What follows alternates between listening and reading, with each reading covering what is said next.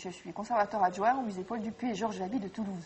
Et ma mission est d'assister le conservateur en chef sur l'essentiel de ses travaux et en particulier sur la conservation des collections. Les collections des musées Paul Dupuy et Georges Laby se présentaient la spécificité de représenter tous les types d'objets possibles et tous les types de matériaux quasiment envisageables en collection de musée.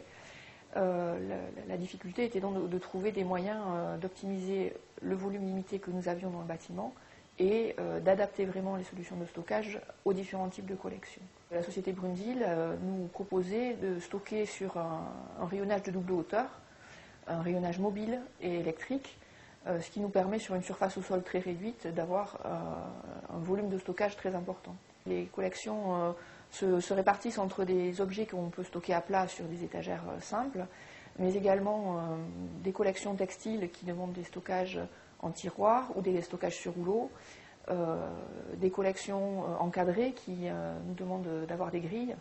Et donc tous ces différents types de supports et de modes de conditionnement doivent être intégrés dans les rayonnages fournis. La contrainte majeure pour cette installation, c'était le fait que le bâtiment étant préexistant et de surface limitée, et il fallait absolument optimiser l'installation, ce qui a été très bien réalisé. On a une installation qui n'a quasiment aucune possibilité d'accroissement à l'heure actuelle. L'avantage était d'avoir un système fonctionnant par alimentation électrique, ce qui nous permet donc de gérer la très grande hauteur des rayonnages, puisqu'ils montent à près de 6 mètres. Cela nous permet également d'avoir, par cette alimentation électrique, une plus grande stabilité des installations et des déplacements. Et donc les étagères elles-mêmes vibrent très peu lorsque le bloc se déplace. C'est assez essentiel pour un certain nombre de collections fragiles. Par ailleurs, le fonctionnement par boîtier électronique peut nous permettre de gérer le contrôle d'accès, si on le souhaite, selon un système de badge.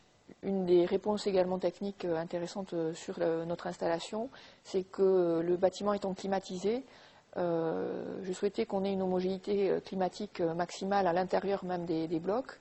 Et donc c'est un mobilier qui est conçu volontairement de manière non étanche. Et la société Brunzil est arrivée à faire en sorte que nous ayons des tôles perforées à l'intérieur des unités, de manière à vraiment éviter toute création de microclimat à l'intérieur des unités. Les niveaux de sécurité sont très différents en salle d'exposition et en réserve, tout simplement parce que le niveau de sécurité en exposition est lié au risque de vol et également au risque lié aux personnes en cas d'incendie. Dans une réserve, nous sommes dans des unités de stockage. On peut donc se permettre des stockages ouverts. Les objets ne sont pas sous vitrine.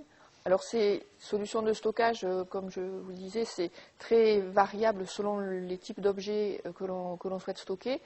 Et en fait, la grande difficulté est de trouver le bon niveau de standardisation et de spécificité des installations pour pouvoir traiter chaque objet, chaque type d'objet au mieux de sa conservation, tout en ayant des solutions qui restent assez souples et modulables dans le temps. Il est toujours indispensable de continuer à rechercher de nouveaux modes de stockage et de conditionnement, et c'est à ce moment-là que le dialogue est essentiel avec le fournisseur pour trouver les solutions les plus adaptées et les plus précises.